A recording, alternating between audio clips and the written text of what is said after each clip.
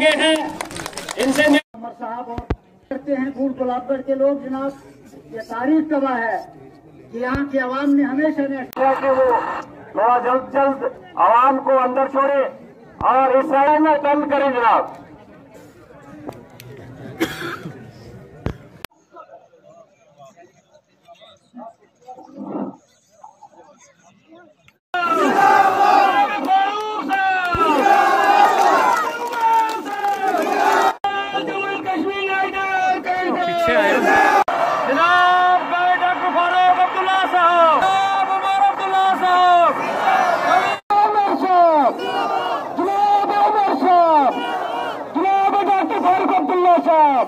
कि वो थोड़ा जल्द आवाम को अंदर छोड़े और इस शहर में बंद करें जनाब।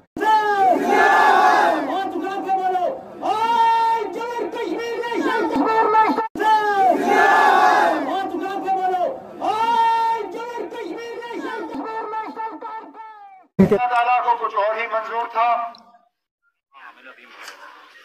जम्मू कश्मीर के आवाम ने एक अलग ही फैसला सुनाया और हम ऑपोजिशन में जाके बैठ गए।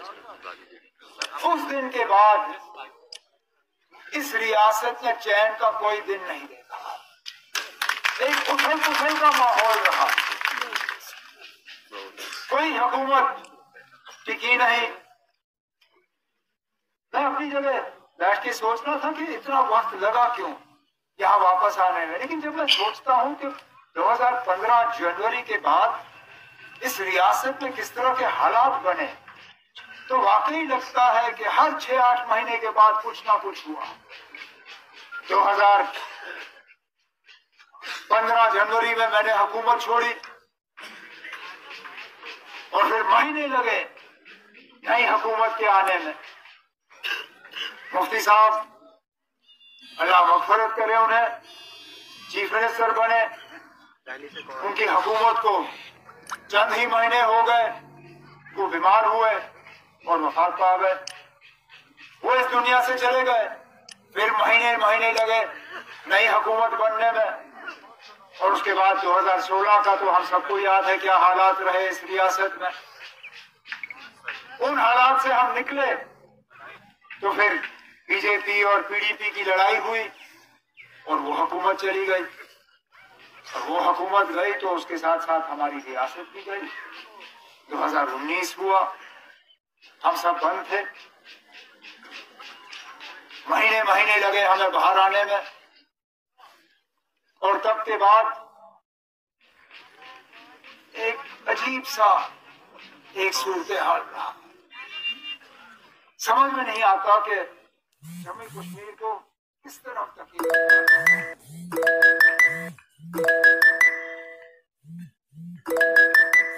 हमारे जो हुक्मरान उन्होंने इस जम्मू कश्मीर के बारे में क्या सोचा, उनके इरादे क्या है, वो क्या हासिल करना चाहते हैं हमारे लिए, समझ में नहीं आता। हाँ, ये हम अक्सर सुनते हैं कि 2018 से पहले कुछ नहीं हुआ। ठीक है ना, अगर नहीं हुआ तो फिर हमें बताएं। अगर कहीं अस्पताल है वो कहां से आया, अगर कहीं स्कूल है वो कहां से आया, अगर कहीं डिग्री कॉलेज बनी वो कहां से आया। मैं ये तो नहीं कहता हूं कि हमने अपनी जेब से पैसा निकाल के ये बनाए, मरकज का पैसा आया, लेकिन इस्तेमाल तो यहीं पे हुआ, इस्तेमाल यहाँ पे हुआ। अगर सरकारी दफ्तर कायम हुए, अगर तहसीलदार बैठा, नायब तहसीलदार बैठा, ब्लॉक डेवलपमेंट अफसर बैठे, तो किसी ने तो फैसला किया होगा उनको वहां बिठाने का। अगर बच्चों के रोजगार के लिए हमने इंतजाम करने की कोशिश की तो सिर्फ अपने बच्चों को नहीं लगाया। लेकिन 2018 के बाद और बिलखसूस 2019 के बाद अगस्त, हम मजबूर होते हैं पूछने पे कि आखिरकार आप लोगों ने किया क्या, क्या बदला हमारे लोगों के लिए। इस दूर दराज भूल के इलाके में क्या फायदा आया अगस्त 2019 के बाद? कौन सा बेरोजगार नौजवान आज रोजगार लेके बैठा है? मेरे नंबर पे कॉल कीजिए सर। कौन सा नया डेवलपमेंट का काम आप लोगों ने शुरू किया? कौन से नए नलके लगे? कौन सा नया बिजली का तार लगा? कौन सा नया बिजली का प्रोजेक्ट लगा? दिखाए हमें। उस वक्त तो आपने कहा था कि इन चंद खानदानों ने जम्मू कश्मीर को तबाह किया और हमने जम्मू कश्मीर को इन खानदानों से अब आजाद कर दिया है। अब यहां तरक्की का दौर शुरू होगा। आपको मांगने की जरूरत नहीं पड़ेगी, बिना मांगे हुए आपको सब कुछ मिलेगा। क्या मिला? हम तो खामोश हो गए। 18-19 में हम बैठ गए। हमने सोचा ठीक है ना, हमसे ही कोई गलती हुई होगी, शायद हम ही फेल हो गए, हमने इस रियासत के साथ इंसाफ नहीं किया, अब शायद यहाँ के लोगों के साथ इंसाफ होगा। लेकिन आज भी हम इंसाफ के दरवाजे खटखटा रहे हैं। मेरे पीछे आ जाए। जिस अमन का वादा हमसे किया गया था कि 370 हटने के बाद यहाँ अमन आएगा, कहाँ है वो अमन?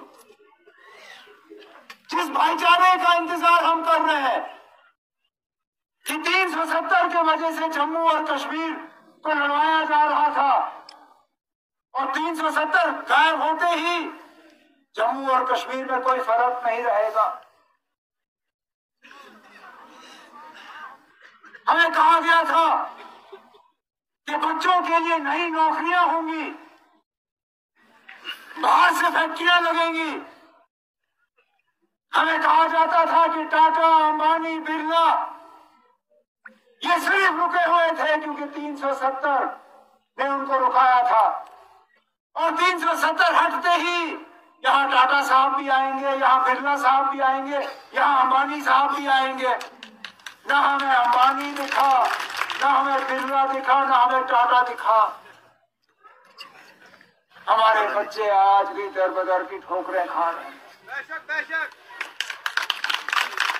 उल्टा जो थोड़ा बहुत हम कर सके, ज्यादा नहीं, तो यहाँ जमीन के मालिकाना हक हमने यहाँ के लोगों को दिए।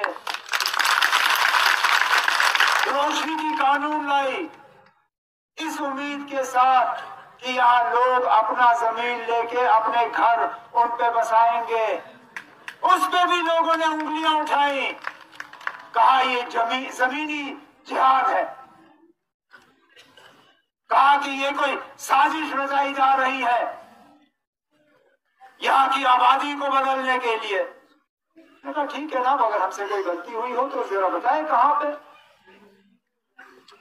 बेचारे जिन लोगों ने मेहनत करके पैसा जमा करके वहां रोशनी की स्कीम में पैसा डाला और उस जमीन को अपने नाम लिया, आज उन पे भी उंगलियां उठाई जा रही है और उनकी भी जमीनें वापस ली जा रही है। नेशनल कॉन्फ्रेंस ने क्या दिया? हमने कम से कम यहाँ के लोगों को एक आवाज दी। हमने यहाँ के लोगों को एक बोलने का हक दिया, लड़ने का हक दिया और हमने किसी के ऊपर ज्यादती नहीं।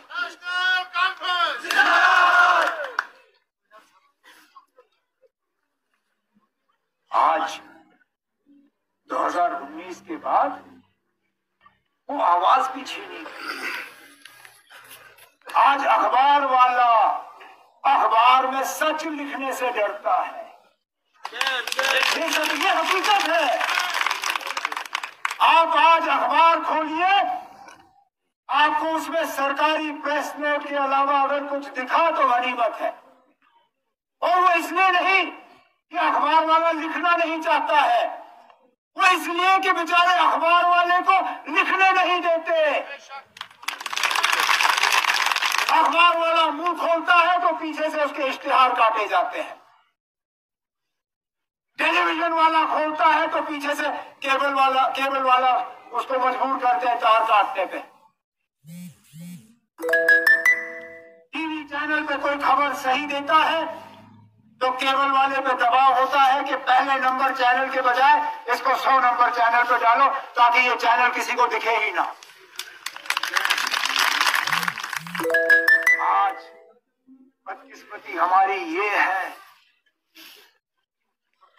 कि किसी बेगुनाह की लाश हासिल करने के लिए हमें एहतजाज करना पड़ता है। कहां पहुंचे हम?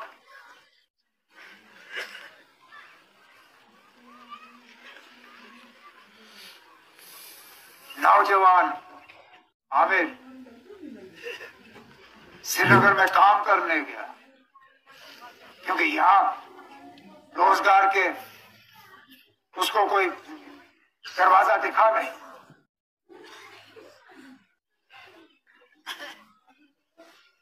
उसका बाप आज भी पुलिस की हिफाजत में रहता है क्योंकि उसने मिलिटेंसी के खिलाफ मुहिम चलाई। आज वो बाप जिसने मिलिटेंसी के खिलाफ, बंदूक के खिलाफ जिद्दोजहद की, आज वो बाप कहता है कि मेरे बेटे की लाश मुझे दे दो ताकि मैं उसको यहां सही तरीके से दफना दूं।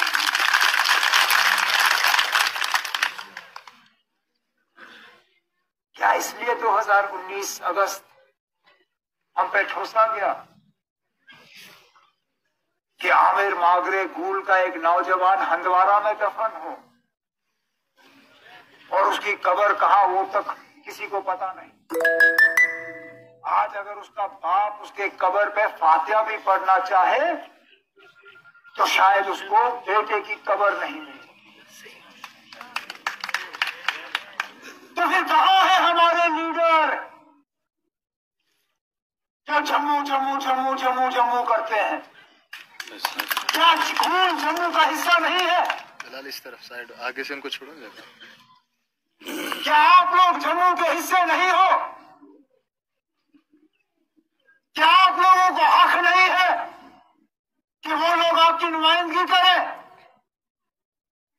क्या उनकी सियासत सिर्फ यही है कि हिंदू को मुसलमान से लड़वाया जाए, जम्मू को कश्मीर से लड़वाया जाए, वोट का बंटवारा किया जाए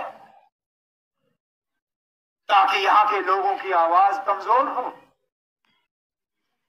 नहीं तो वो लोग क्यों नहीं आज सड़क पर बैठे हुए हैं? क्या आमिर मागरे उनका नहीं है?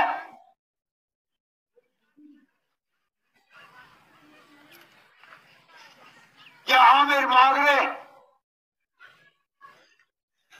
उनके सियासी नारे में जो है उनको डर है कि कमजोरी आ जाएगी? अब कहां है वो लीडर जिन्होंने आप लोगों से वोट किए,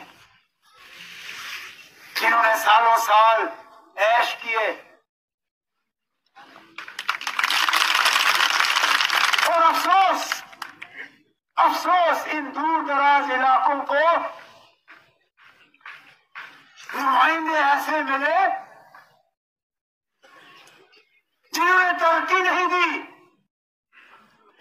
जिन्होंने आप लोगों को पीछे रखा, जिनको डर इस बात का था कि अगर यहां पे तरक्की आई, अगर आपके सड़क बने, अगर आपके बच्चे स्कूल गए, अगर आपके बच्चियां कॉलेज गई तो आप सवाल करना शुरू करोगे, फिर उनको वोट नहीं मिलेगी।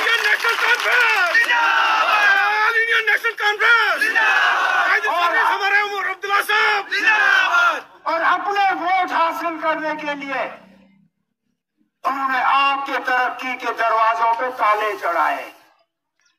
ये थे आपके नुमाइंदे। और आपके पास हो तो मुझे अब देखना पड़ेगा कि पलटा किसका भारी है, वजीर आजम साहब का कि यहाँ की इंतजामिया का।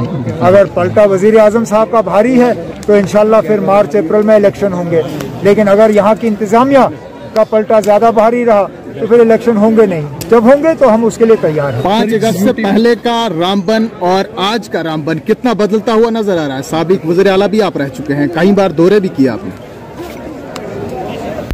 मैं मैं तो चाहता था कि मैं एक बदला हुआ रामबन देखूं, एक रामबन ऐसा देखूं जिसपे कि हर कोने में तरक्की और डेवलपमेंट का हमें सबूत दिखे। लेकिन बदकिस्मती से मुझे लगभग मां सिवाय नेशनल हाईवे के 4 लेनिंग का, जिस प्रोजेक्ट को जनाब डॉक्टर मनमोहन सिंह साहब ने अपने दौर में शुरू किया, उस प्रोजेक्ट के अलावा मुझे जमीनी सतह पे कुछ नया नजर नहीं आ रहा। और ये बड़े अफसोस की बात है। मैं तो चाहता था कि 2019 के बाद यहाँ पे एक नया दौर शुरू हो जी, जिस बात का यहाँ के लोगों के साथ वादा हुआ, लेकिन वो दौर मुझे नजर नहीं